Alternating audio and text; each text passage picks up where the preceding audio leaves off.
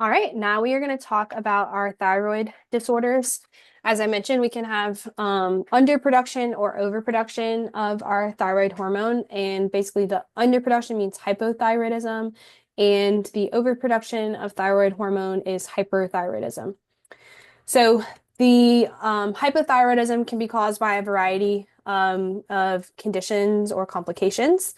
You'll see that just overall failure of the thyroid gland um, and inadequate dietary iodine can both lead to hypothyroidism. And hyperthyroidism can be caused by a thyroid tumor. Graves disease, this can be an immune response or just excess secretion of other hormones. And you also see that goiters can be present with both hypothyroidism and hyperthyroidism.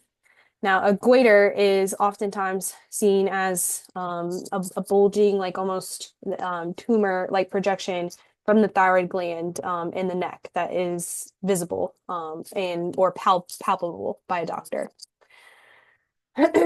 So hypothyroidism is usually caused worldwide caused by iodine deficiency.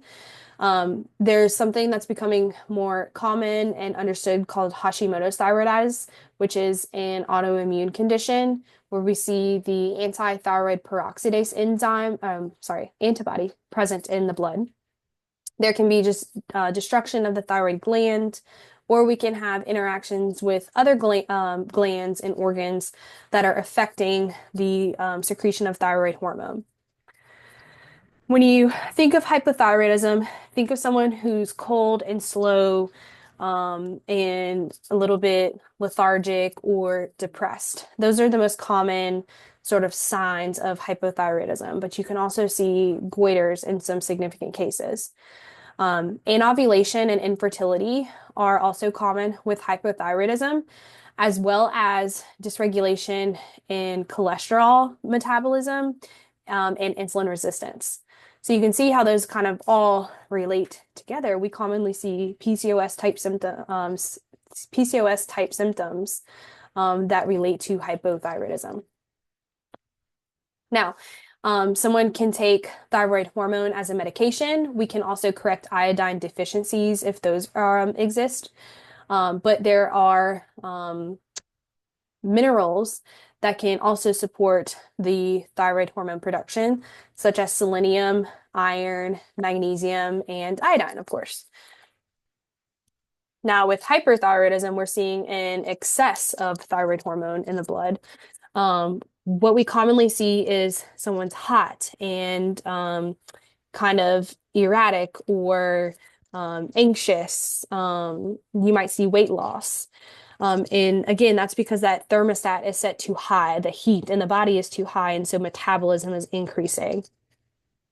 This is most commonly caused by Graves' disease, which is often going to look like someone who has these bulging eyes.